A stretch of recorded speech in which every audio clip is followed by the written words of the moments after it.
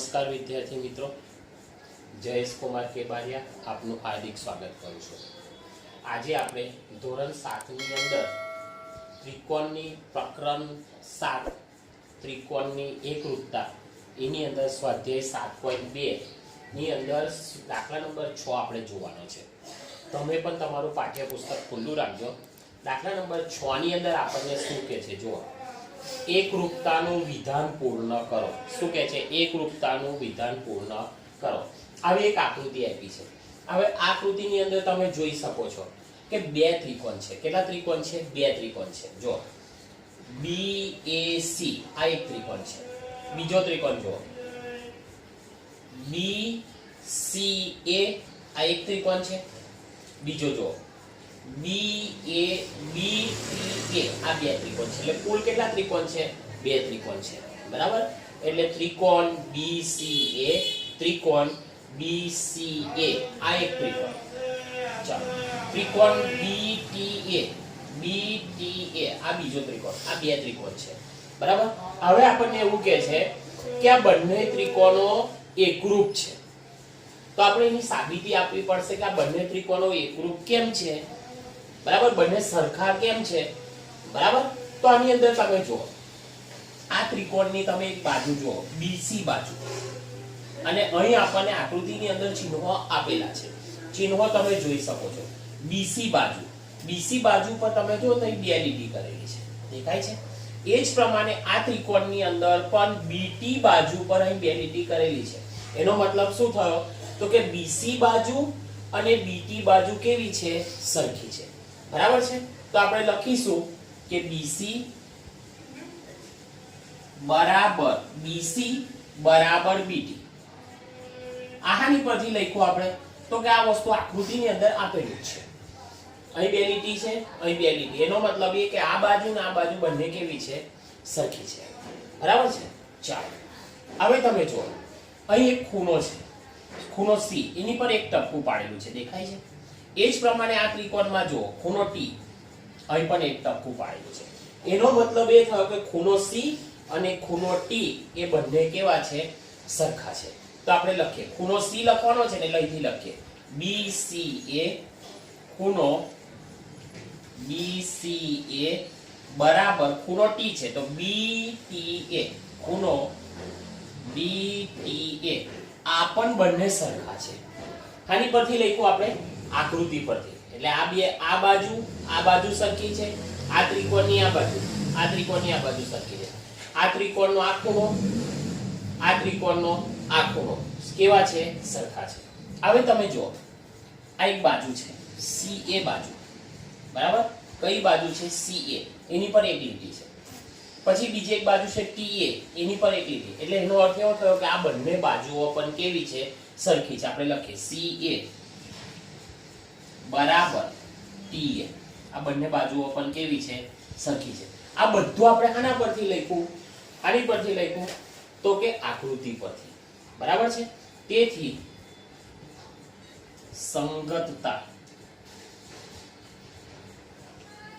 BCA સંગતતા BTA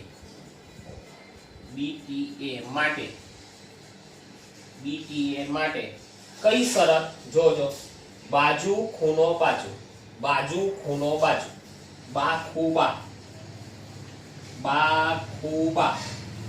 બાજુ ખૂણો બાજુ, બાજુ ખૂણો બાજુ, આ ત્રિકોણની અંદર બાજુ ખૂણો બાજુ, આ ત્રિકોણમાં જો બાજુ ખૂણો બાજુ સરખા છે। એની પરથી કઈ શરતના આધારે? તો કે બાખુબા શરત સંતોષાય છે। તેથી ત્રિકોણ BCA એકરૂપ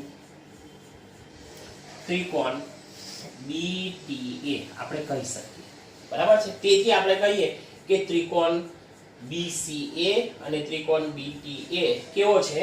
એકરૂપ છે, બરાબર છે। હવે ચાલો, હવે પાઠ્યપુસ્તકની અંદર તમને જો બીજી પણ એક આકૃતિ આપેલી છે, આવી આકૃતિ આપેલી છે। હવે એની અંદર તમે જુઓ, આપણને અહીં પણ બે ત્રિકોણ આપેલા છે। કેટલા ત્રિકોણ આપેલા છે? બે ત્રિકોણ આપેલા છે. કયા કયા જોજો. QRS ત્રિકોણ QRS એક ત્રિકોણ થયો. ચાલો બીજો ત્રિકોણ જો TPQ બીજો ત્રિકોણ કયો છે અને ત્રિકોણ TPQ માં આપણને બે ત્રિકોણ આપેલા છે. જો તમે QRS અથવા તમે RSRQ લખશો તો પણ ચાલશે. બરાબર છે. એટલે ત્રિકોણ QRS અને ત્રિકોણ TPQ માં બે ત્રિકોણ આપણને આપેલા છે. અહીં તમને બંને ત્રિકોણ દેખાય છે. બરાબર છે. હવે તમે જુઓ આ જે ત્રિકોણ છે એનો એક જે P ખૂણો છે ને અહીં બે લીટી પાડેલી છે. તમે જોઈ શકો છો. એ જ રીતે સામેના ત્રિકોણની જો R છે એને પણ અહીં બે લીટી આપેલી છે. એનો મતલબ શું થયો ખબર તમને? ખૂણો P અને ખૂણો R બંને કેવા છે? સરખા છે. બરાબર છે. એટલે આપણે લખીશું ખૂણો P = ખૂણો R. આ બંને કેવું છે? સરખું છે. ચાલો હવે તમે જો આ બાજુ જો PT એક લીટી પાડેલી છે. QR એક લીટી પર એટલે આ બાજુ અને આ બાજુ બંને કેવી છે? સરખી છે. એટલે આપણે લખીશું PT = QR. આ બંને બાજુ કેવી છે? સરખી છે. આ ખૂણો સરખો છે. આ બાજુ અને આ બાજુ પણ કેવી છે? સરખી છે. ચાલો હવે ખૂણો T છે જો એને એક જ આમ લીટો કરેલો છે અને Q ને પણ એક જ લીટો છે. દેખાય છે? તો ખૂણો T = ખૂણો Q એ પણ કેવા છે? સરખા છે. બરાબર છે. ચાલો એ જ પ્રમાણે TQ બરાબર QS આ પણ કેવા છે? સરખા છે. આ બધું આની પરથી આપણે લખ્યું ખબર તમને? સાની પરથી લખ્યું? આકૃતિ પરથી. આની પરથી લખ્યું? આકૃતિ પરથી. બરાબર છે. તેથી સંગતતા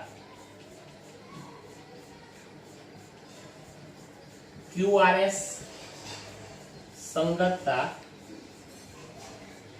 TPQ માં QRS આ ત્રિકોણ અને TPQ આ ત્રિકોણની અંદર આ બંને સંગતતાની અંદર તમે જો તો ખૂણો બાજુ ખૂણો.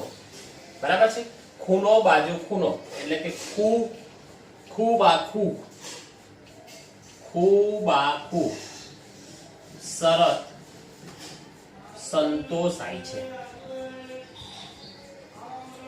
અને આની પરથી આપણે કહી શકીએ કે ત્રિકોણ QRS એકરૂપ ત્રિકોણ TPQ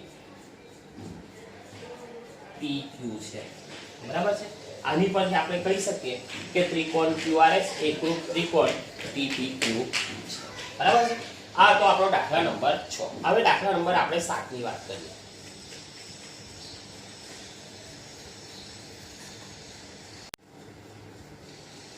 ચાલો દાખલા નંબર 9 આપણને શું કહે છે? જો ત્રિકોણ ABC અને ત્રિકોણ PQR. ચાલો એક ત્રિકોણ દોર્યો આપણે. ત્રિકોણ ABC આપણી પાઠ્યપુસ્તકમાં આપણને ત્રિકોણ દોરીને જ આપ્યો છે. અને ત્રિકોણ PQR. બરાબર છે. નિશાનીઓ પણ છે. આ રીતે આપણને બે ત્રિકોણ દોરીને આપ્યા છે. પછી શું કીધું આગળ જો એકરૂપ બને બંને સરખા બને તે માટે અનુરૂપ અંગોની વધુ એક જોડી આપો. તમે કઈ શરતનો ઉપયોગ કર્યો છે? બરાબર છે. તો અહીં આપણે લખ્યું અહીં ત્રિકોણ ABC એકરૂપ ત્રિકોણ PQR બતાવવાના છે. આપણે બતાવવા છે. બંનેને આપણે કેવા બતાવવા છે? એકરૂપ બતાવવા છે. હવે એકરૂપ બતાવવા માટે આકૃતિની અંદર આપણને શું આપ્યું છે પહેલા આપણે જોઈ લઈએ. તો કે આકૃતિની અંદર તમે જુઓ તો કે આકૃતિમાં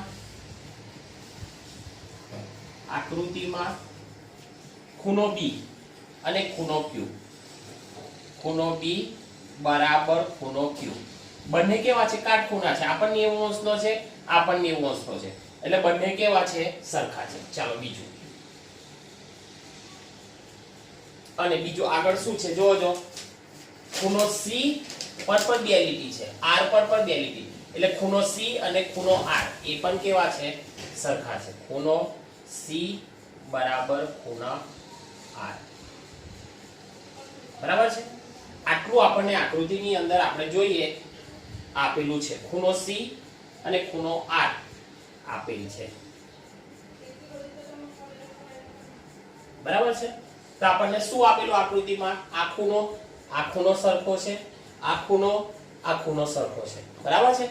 પરંતુ આપણે જ્યારે ત્રિકોણ ABC એકરૂપ ત્રિકોણ PQR બનાવવો હોય તો એક બાજુ, બરાબર છે, એકરૂપતા માટે એક બાજુ પણ આપણી કેવી હોવી જોઈએ? સરખી હોવી જોઈએ.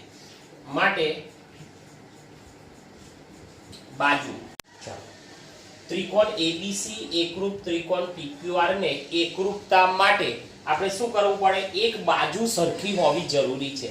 તો આપણે લખીએ BC બરાબર PQ. BC ત્રિકોણ ABC એકરૂપ ત્રિકોણ PQR ની એકરૂપતા માટે એક બાજુ પણ સરખી હોવી જરૂરી છે. એટલે આપણે લખી દઈએ કે BC બરાબર PQ. BC બરાબર શું લખવાનું છે? PQ. જોડ જરૂરી છે, જોડ જરૂરી છે, બરાબર છે. ચાલો આમ જોઈએ તમે તો આપણી કઈ શરત પ્રમાણે થશે? તો કે આપણી શરત કઈ થશે? તો કે ખૂણો બાજુ ખૂણો, ખૂણો બાજુ ખૂણો એટલે ખૂણો બાજુ ખૂણો, બરાબર છે. એટલે અહીં QR હશે, BC બરાબર QR, બરાબર. જોડ જરૂરી છે એટલે કઈ શરતને અનુરૂપ થાય છે? તો કે ખૂબ આખું, ખૂણો બાજુ ખૂણો, બરાબર છે. શરત પ્રમાણે ત્રિકોણ ABC એકરૂપ ત્રિકોણ PQR, બરાબર છે. તો આપણે કઈ અહીં આપણને પૂછ્યું છે કઈ શરતનો ઉપયોગ કરશો? તો કે ખૂબ આખું, બરાબર છે. એટલે ખૂબ આખું શરતનો આપણે ઉપયોગ કરશો. ચાલો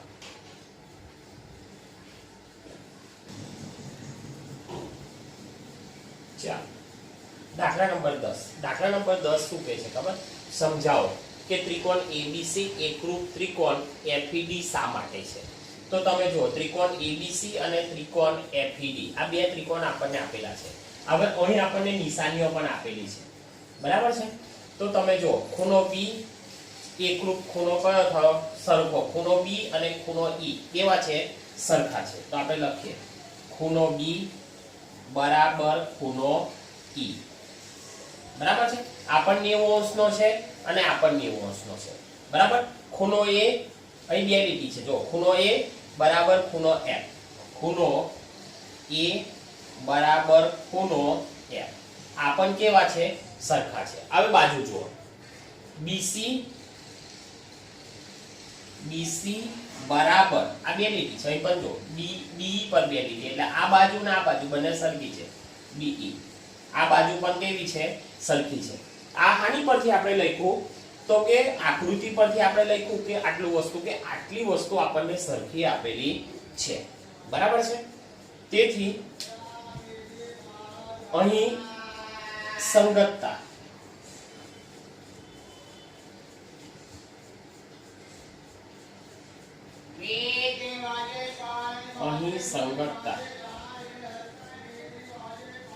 ABC સંગતતા. બીજો કયો ત્રિકોણ છે? FED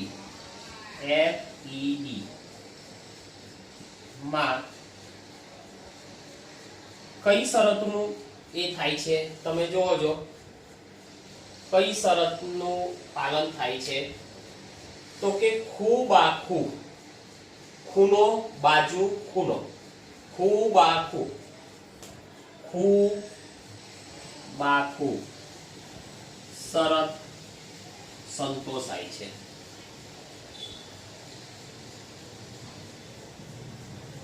બરાબર. તેથી ત્રિકોણ ABC એકરૂપ ત્રિકોણ FED બરાબર છે. ચાલો જોઈ લો.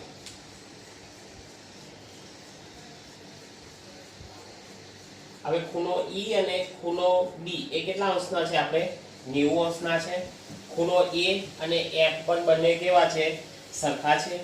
એ જ પ્રમાણે BC અને ED બંને બાજુઓ પણ કેવી છે? સરખી છે. બરાબર છે. અને આની પરથી આપણે નક્કી કરીએ કે ખૂબ આખું શરત અનુસાર, બરાબર, કઈ શરત સંતોષાય છે? ખૂબ આખું શરત અનુસાર સંતોષાય છે. બરાબર, ખૂણો બાજુ ખૂણો, એટલે તેથી ત્રિકોણ ABC એકરૂપ ત્રિકોણ FED.